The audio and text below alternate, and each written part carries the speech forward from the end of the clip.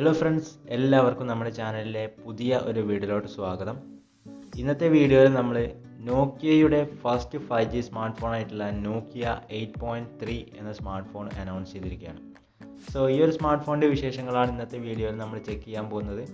So ടൈമൊന്നും waste ചെയ്യാതെ നേരെ വീഡിയോയിലോട്ട് പോകാം. അതിന് മുന്നേ ചാനൽ ആദ്യമായിട്ട് കാണുന്നവർ സബ്സ്ക്രൈബ് ചെയ്യാം, പിന്നെ അപ്പുറത്ത് വരുന്ന ഒരു ബെൽ ഐക്കൺ കൂടി എനേബിൾ ചെയ്യാം.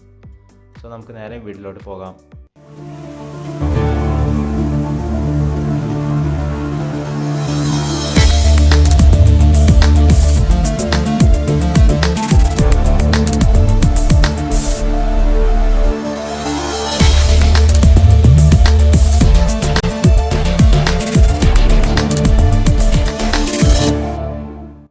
നമ്മുടെ ഈ ഒരു സ്മാർട്ട് ഫോണിൻ്റെ ഡിസ്പ്ലേ കുറിച്ച് നോക്കുകയാണെന്നുണ്ടെങ്കിൽ 6.81 ഇഞ്ചാണ് ഡിസ്പ്ലേ സൈസ് വരുന്നത്.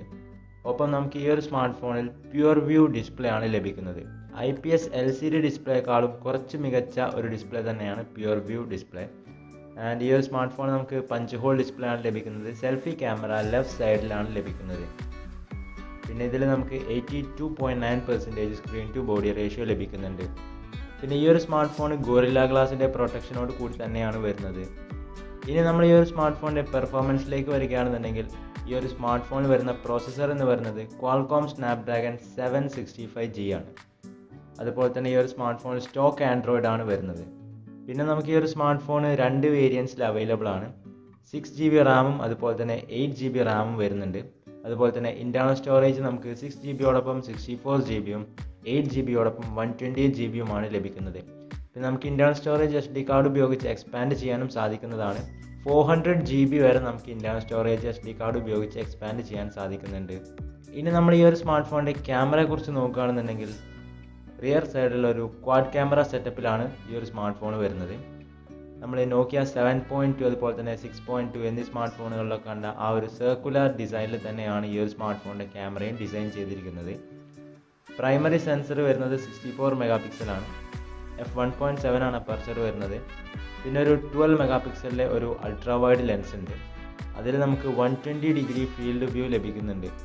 പിന്നെ ഒരു 2 മെഗാപിക്സലിലെ മാക്രോ ലെൻസും സെയിം ഒരു 2 മെഗാപിക്സലിലെ ഒരു ഡെപ്ത് സെൻസറും നമുക്ക് ഈ ഒരു സ്മാർട്ട് ഫോണിൽ ലഭിക്കുന്നുണ്ട്. പിന്നെ സൈഡിലായിട്ടൊരു LED ഫ്ലാഷും കാണാം. സെൽഫി ക്യാമറയെക്കുറിച്ച് പറയുകയാണെന്നുണ്ടെങ്കിൽ 24 മെഗാപിക്സലാണ് സെൽഫി ക്യാമറ വരുന്നത്.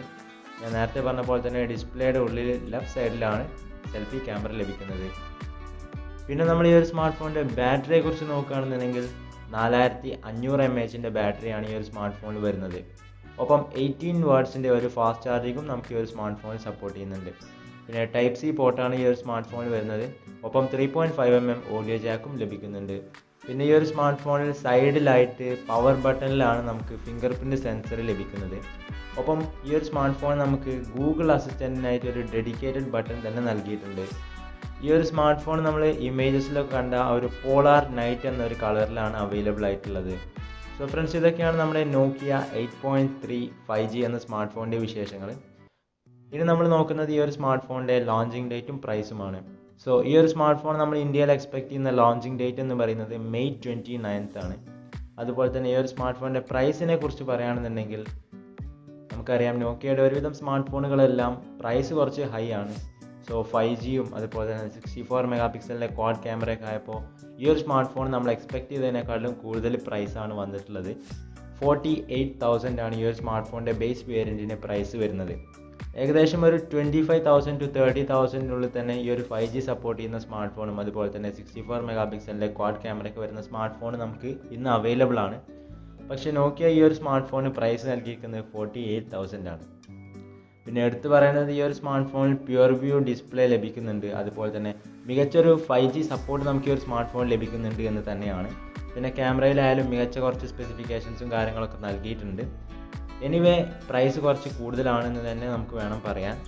എങ്കിലും നോക്കിയ എന്ന ബ്രാൻഡിനെ സ്നേഹിക്കുന്ന ഇഷ്ടപ്പെടുന്ന അല്ലെങ്കിൽ ഈ ഒരു സ്മാർട്ട് ഫോൺ ഇഷ്ടപ്പെട്ട ഒരാൾക്ക് പൈസയൊന്നും വിഷയമല്ല എന്നുണ്ടെങ്കിൽ ജസ്റ്റ് ഈ ഒരു സ്മാർട്ട് ഫോൺ വാങ്ങിക്കാം. സോ ഈ ഒരു വീഡിയോ നിങ്ങൾക്ക് എല്ലാവർക്കും ഇഷ്ടപ്പെട്ടു എന്ന് വിചാരിക്കുന്നു. വീഡിയോ ഇഷ്ടപ്പെട്ടാൽ ലൈക്ക് ചെയ്യാം, ഷെയർ ചെയ്യാം. ഇതുപോലെയുള്ള സ്മാർട്ട് ഫോൺ റിവ്യൂസ് സംബന്ധമായ വീഡിയോകളൊക്കെ നിങ്ങൾക്ക് കാണാൻ താല്പര്യമുണ്ടെന്നുണ്ടെങ്കിൽ ഈ ഒരു ചാനൽ നിങ്ങൾക്ക് സബ്സ്ക്രൈബ് ചെയ്യാം.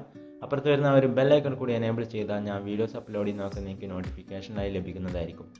സോ നമുക്ക് നാളെ 5 മണിക്ക് മറ്റൊരു പുതിയ വീഡിയോയിൽ വീണ്ടും കാണാം. Till then take care and good bye.